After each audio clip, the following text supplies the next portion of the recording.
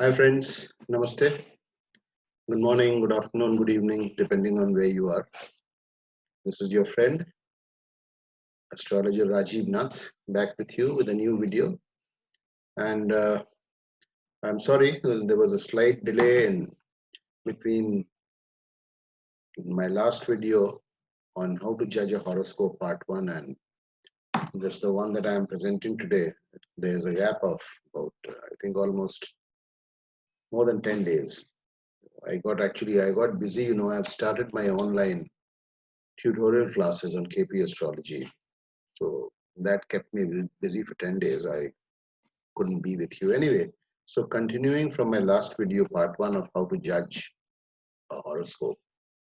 And this is in continuation of that. And today I'm continuing with the same horoscope that we discussed in the last video, wherein, we discussed various issues and this today, this I thought, I'd make this video slightly interesting by this video is called How to Judge a Horoscope Part 2, and I have kept the subject matter or the topic as our correct predictions just a fluke in KP.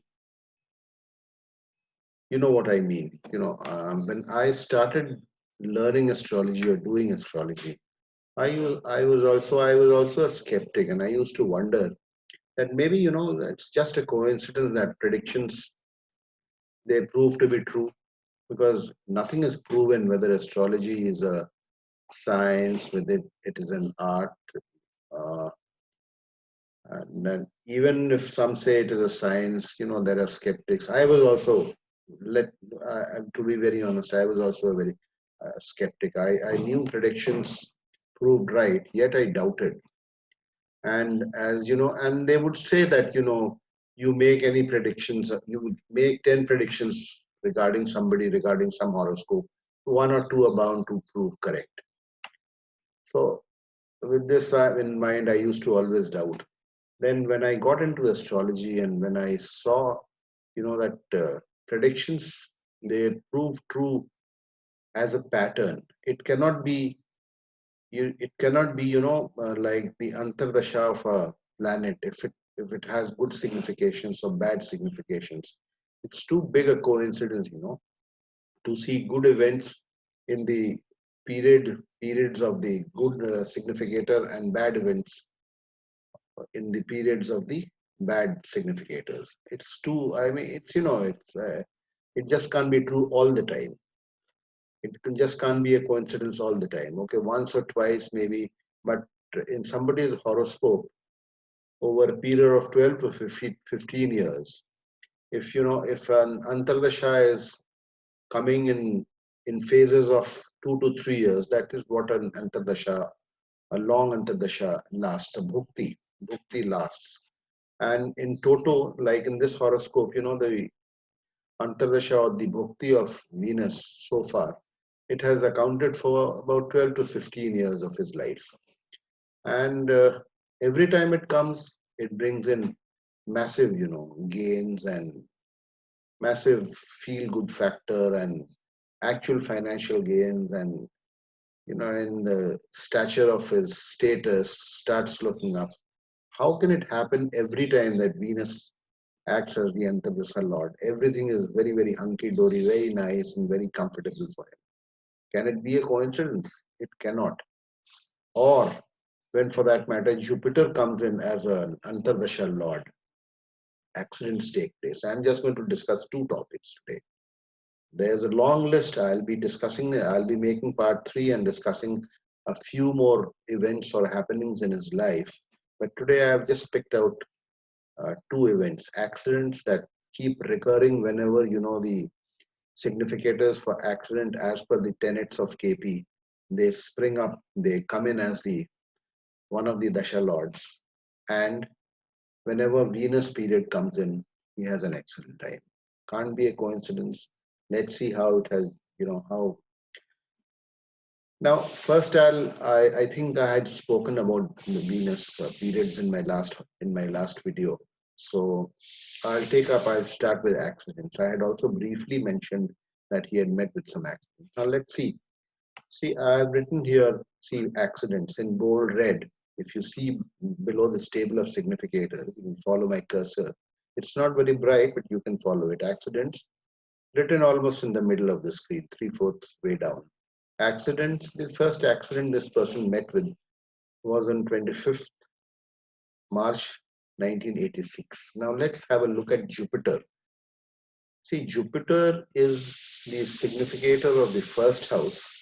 It is it is in column B, so the second strongest significator. It is the strongest. It is a very strong significator for the eighth house. In fact, the only significator for the ninth house, and a very strong significator for the fourth house.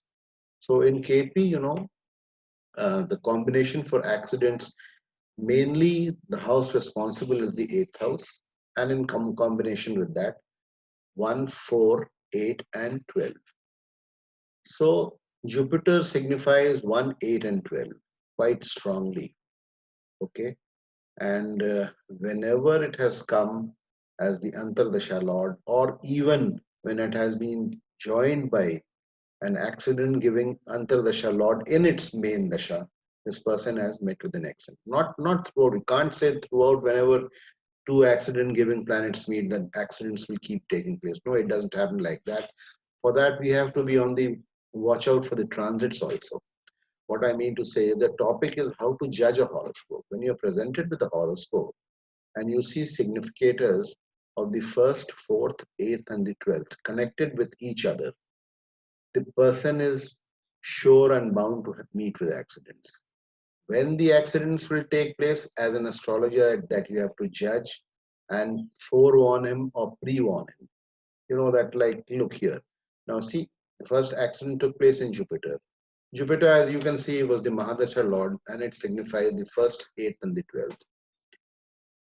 Good enough on its own to give an accident, but it will not give an accident on its own just as the Mahadasha Lord. The Mahadasha Lord prepares the stage at times and waits for the Antardasha Lord to join in. The Antardasha Lord, it prepares the stage, sort of, and waits for the Pratyantardasha Lord to join in. Here, Jupiter as the Mahadasha Lord has prepared the stage and it waits for an accident giving Antardasha to come and join it. So, Moon joined it. Moon signifies the first house also.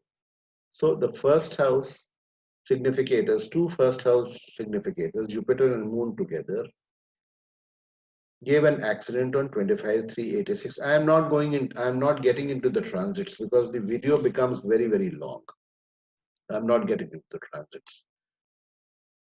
I'm just taking it up significator wise. Maybe in a later video sometime we'll take up one of the transits, because if I take up the transits, then the video will go into hours. I don't want to do that. I don't want to bore you. So this is one example. Now next, see in again the main period, that is the Mahadasha of Jupiter. Mars joined. Jupiter Mars ran from 29/9/87 to 4/9/88. Almost, almost for 1 year. So you can, if such a horoscope comes to you, and if you're asked to, make a reading on his, say the person says, okay, you give me a reading of my entire Jupiter Mahadasha or one of the Mahadashas. Antardasha wise, you give me the readings. So when you come across such a horoscope and you see the significators 1, 8, and 12 for the Mahadasha Lord, there's bound to be an accident. And when is the accident going to happen? When again the first house or the eighth house or the fourth house significator as the Antardasha Lord joins the Mahadasha Lord. There can be many other permutations and combinations. So can even in Pratyantardasha Lord is capable of joining the Mahadasha Lord and giving the accident. But Antardasha Lord is very powerful. Mahadasha may not give an event on its own, will not in fact on its own, but the main, the main push that is given to any incident or event is by the Antardasha Lord, who is 90% responsible for each and every event or happening or incident that takes place in a person's life. So here now, what does Mars signify? Mars, you see, can see this table of significators. It is a very strong significator of the fourth house. Krishnamurti, in Krishnamurti 1, 4, 8, and 12, this combination is called the fourth trigon. 1, 4, 8, and 12. Okay, it is in multiples of 4. The fourth trigon, and the fourth trigon in consonance, when they are coordinate and synchronize with each other, the planets under the fourth trigon, they will give accidents. So in this period, I have not given the exact date. I have the exact date with me. I have not given the exact date. I have just shown you that Jupiter Mars gave an accident to him. It gave other bad incidents, bad events also. This person had a terrible time during this 1 year. Okay. Otherwise, also, I'll come to that later. We are just discussing accidents right now. Maybe in my next video, I'll tell you what else happened during this period with this gentleman. Okay. So this happened, and moreover, mind you, if you see the horoscope, Jupiter and Mars, they are conjunct in the lagna. Okay, they are conjunct, and with a longitudinal difference of about 4 degrees. So that is quite a close conjunction. So as it is, they will give the result of each other also. Both are accident giving planets, and both acted together and blessed that person, blessed in inverted commas, that person with an accident. Okay. Now again, this I think I've forgotten to mention the date here. This again during Mercury, Moon, and Jupiter. I think it was sometime in the middle of 2018 when this combination of Dasa Antardasa and Pratyantardasha was on. This person again met with an accident. I think the Sukshma Lord on that day was Mars, because I had seen it. I have forgotten to, before I started the video, I didn't check whether I had put down the date, and I have forgotten to put down the Sukshma Lord also. So Moon, Jupiter, and Mars, when they got together, they again gave an accident. Okay, Mercury. Now Mercury as the Mahadasha Lord. See, Mahadasha Lord may not show an incident or an event directly. Okay, it is sufficient for the Mahadasha Lord even to hint at a event, an event, or show it directly, indirectly, weakly. See, if you see this table of significators, Mercury signifies the 12th house here. Okay, not the strongest significator, but a second level B column significator. So 12th house, it can, it indicates that there'll be losses, that could be an accident. That will all again depend when the losses will take place, or when the hospitalization will take place, when the accident might take place. It will depend on the other Antardasha or Pratyantardasha or Sukshma Lords. So this is, how to judge a horoscope. Now let's pause here for some time. Accidents, whenever a horoscope comes to you and you are supposed to give a reading, accidents is going to be an integral part, should be an integral, watch out for accidents, integral part of your readings, because it is one of the important aspects in any horoscope. Accidents, everyone is wary of accidents, and one has to be forewarned or pre-warned. You can tell this person, you're going to, you be careful. Don't tell him that, on this day you're going to meet with an accident. Even if you can see it, don't tell him outright. Don't frighten your clients away. Okay, you can tell him that you need to be careful. There are chances that in this period you may meet with an accident. How the accident is, how serious or minor the accident is going to be, for that you have to judge the cuspal sublords. Okay, the cuspal sublords you have to judge. See, the eighth cuspal sublord is Venus. Venus, as I spoke in my last video, Venus has fortified the eighth house. Please bear in mind, if the eighth house is fortified, that does not mean that the event will not take place. Number one, this is one important aspect that you have to keep in mind. If a good benefic planet is the cuspal sublord of the eighth house, then the accident could be minor, or he could get away with minor, minor injuries. He may not be required to be hospitalized, which happened in this case, which didn't happen. Hospitalization didn't take place every time that he met with an accident. This is number one. Number two is you have to judge the sublords also of the accident giving planets. There also you have to see in Krishnamurti Paddhati, before, there is a slight confusion that you can straight away by going to the sublord, like in Mercury. If I, like in Mercury, if I dare say that Mercury, check the sublord of Mercury. Now, what is the sublord of Mercury? You can check from this right hand column. The sublord of Mercury is Moon. Moon is the significator of the first house. That here Mercury is not telling you that, due to sublord he is going to meet with an accident. No. See, stellar level significations events will take place. Cuspal level significations will tell you sublord significations will tell you how the event is going to be. Is it going to be a good event, a bad event? If a bad event, how bad? If good, how good?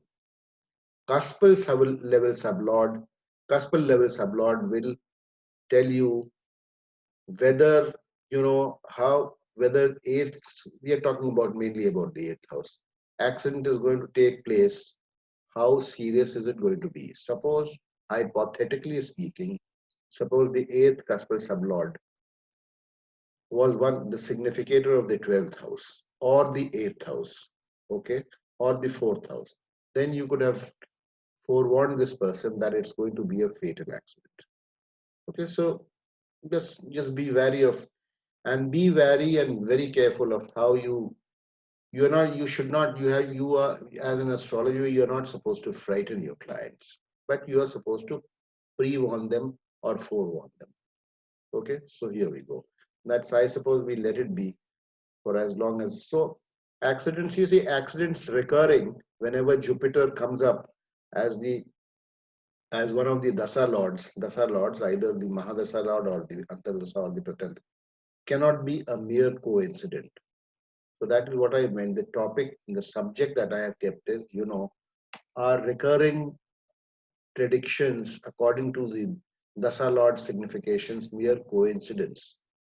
Or in the Hindi one that I have used the language, क्या ये तुक्का होता है क्या कि बार बार कोई incident या कोई हैपनिंग या इवेंट लाइफ में होती है? So क्या देखा हमने? What are we seeing? No, it is not coincidence. Okay, it's not merely a coincidence. It's very much, I am tempted to call astrology as an established science. We have still a long way to go. We are getting there with all the researches that are taking place. And as I have always taught, Krishnamurti ji, our Guruji, could not complete his research. He left this world at a very, very young age. In today's context, it was very young age.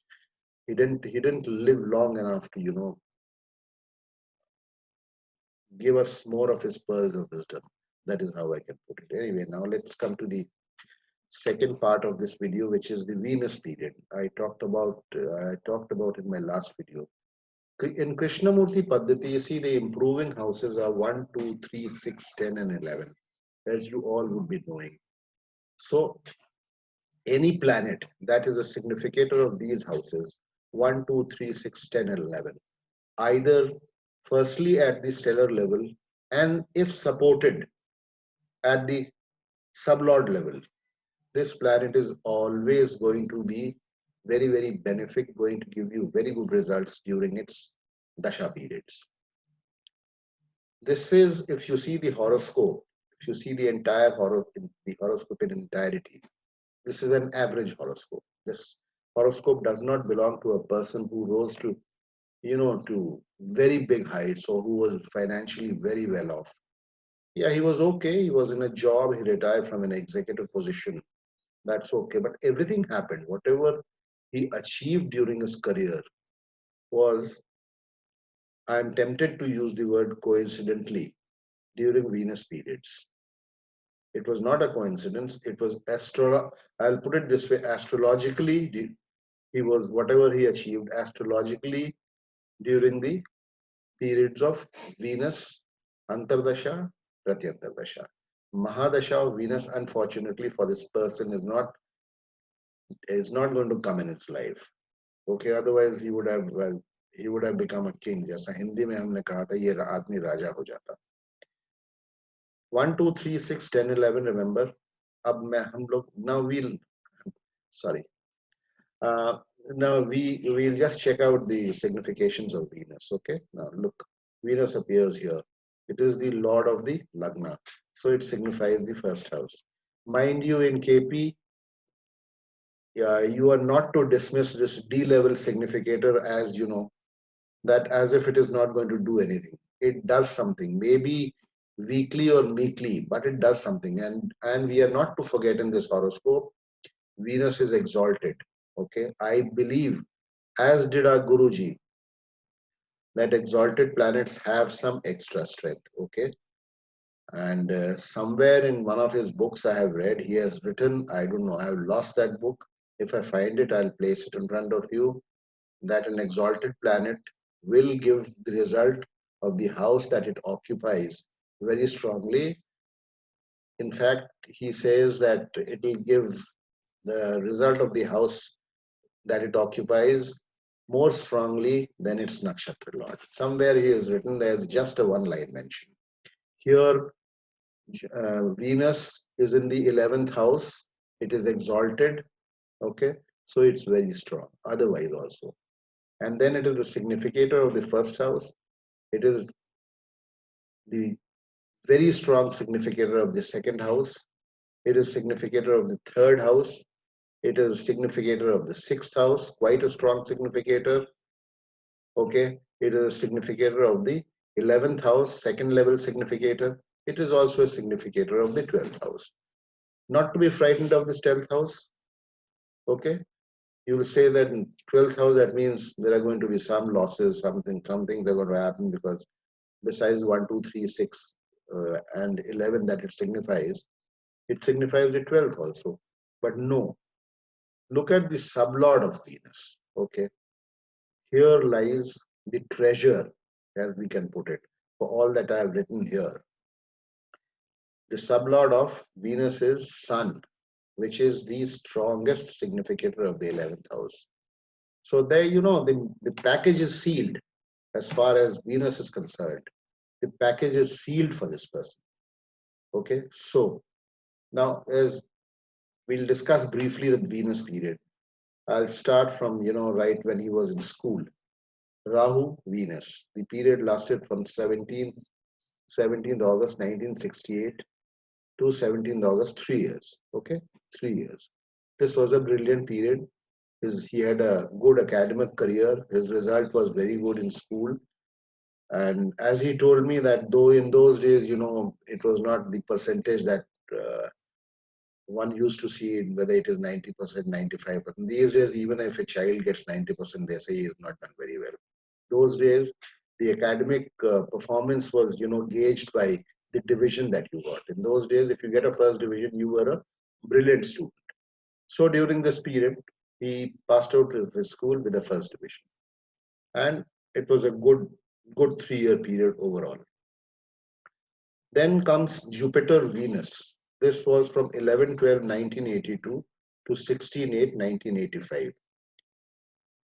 He got a job. I mentioned in my last video, I have given the date of the job. He got a job, not during this period, I think it was during Saturn. I'm forgetting. I'll have to check up. But anyway, we are discussing Venus. During this period, he got a job somewhere in 78 only, if I remember correctly. Yeah, sorry, this I have mentioned here. I have not mentioned the date. Yes, this after this. Sorry, I'll come back. I missed this. Rahu Venus. After Rahu Venus, it was Jupiter Saturn Venus. Venus is the Pratyantar Dasha Lord. This period lasted from 12,278 to 16,778, 5 months. This is the period when he got a job in a public sector undertaking. Okay, it was a good job. So that was also good 5 months for him. Then comes the period of, I have written job and overall good. Then comes the period of Jupiter Venus. Main the Mahadasha period Jupiter, in which Venus Mahadasha was from Venus Antardasha was from 11/12/1982 to 16/8/1985. During that time, he got his promotion, excellent financial gains, brilliant career progression, enhancement in status. This was during Venus period. Then again came Saturn Venus, 1911-97 to 1901-2001. Then again promotion and a brilliant period. Then the Mahadasha, after Jupiter, Saturn came, then after that Mercury. Mercury, Venus, 23/6/2013 to 23/4/2016. He was having some problems before this Venus period, so he was, looking forward to taking a voluntary retirement. So as soon as Venus came, he took a voluntary retirement. He was discharged, not discharged, he was relieved from his services in July 2013. That was Venus. What he wanted was fulfilled. 11th house signification of fulfillment of wishes, that was fulfilled. He got a lot of money, as you know. That, of course, goes without saying if you're retiring from a public sector and taking all your retirement benefits. But anyway, Venus was there. And then during this period only, in 2015, he got another job with as a consultant with the government. So this entire period was absolutely brilliant for him. Again, Venus is here for about 3 years. So I've written retirement and post-retirement job. So you see now, can this be just a coincidence? If you add all this and the Pratyantar Dashas that I have not considered here of Venus, so that will give us, a total out of a career of spanning from about career spanning between 35 to 40 years. If you calculate the total periods covered by Venus dashas, it comes to about 15 to 16 years. That is almost more than 30% of his career. So if more than 30% of your career is brilliant, then you can expect to go to good heights as this person did. 12th house significations of Venus, you may say it may have resulted in losses. No, it did not result in any loss. 12th house has its own benefits. Okay. And since the sublord of Venus is significator of the 11th house, so 12th house's results also that he experienced were positive results only. Okay. Like 12th house can take you abroad, and there are various other positive results of the 12th house. Okay. So overall, now can this be such a big coincidence? Now that is the main topic of discussion. Can this be such a big coincidence? In KP, you see, this is the brilliance of KP. Now, how to judge a horoscope? Now, this table, most of you, whichever softwares you're working with, if it's a KP software, this table of significators, all of you would be having whenever you put any horoscope in the system and generate the horoscope. So pick out the these significators, housewise, and check out their sublords. If they are something like 1, 2, 3, 6, 10, 11, like in this case Venus was, you can tick that box as this all Venus periods, whenever they come, they are going to be very good. What all Venus signifies, you can make a note of it. Probably in one of my videos, I'll show you how I make a note. Everything you will not find in software. Some things you have to do manually. How I make a note of the the bad periods that the person might is likely to face, the good periods that the person is likely to face, the the serious illnesses, if any, that he's likely to face, or accidents, as I said, that he's likely to face, all good and bad events, all these significators. And as I said, I think I've already, at the cost of repetition, if I think I've already mentioned, suppose this accident, suppose the eighth house cuspal sublord was one of the significators of either the eighth or the 12th or the fourth house. It could have been a very fatal accident. The person could have also died. But for that, if you see such a combination, then first you have to check out the longevity of the person. You have to check out the longevity of the person. Is he promised a short life, a full life, or a middling life? And then you have to warn the person. Don't tell him that you're likely to die early or something like that. No, you have to tell him that you don't take care. These are bad periods. And one thing, remedies are there in astrology. This is not the dynamic, this is not the dynamic destiny of the person that we are talking about. This is the static destiny. So the static destiny means this is the report card of your past life karma. Whatever you have done, your deeds, good or bad, in your past life. When you take a rebirth on this earth, and the karmas that you have done in your last, everything is reflected in this horoscope here. So if you have a bad horoscope, if you have a bad eighth house, it is not that you cannot mitigate the ill effects of the eighth house that you're going to face, or the person whose horoscope you are seeing is going to face. There are remedial measures, and that is for another class, another video, another tutorial some other day.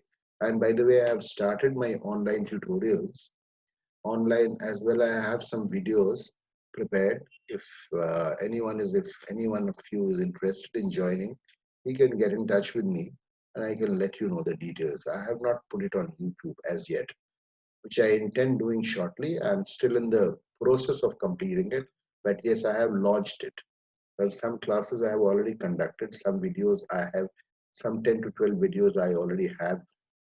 They are ready, and I have started my classes. I have a few students, and if anyone, and it comes quite cheap. It's not very expensive. It's very affordable. Thank you very much for watching, and I hope you've enjoyed the video.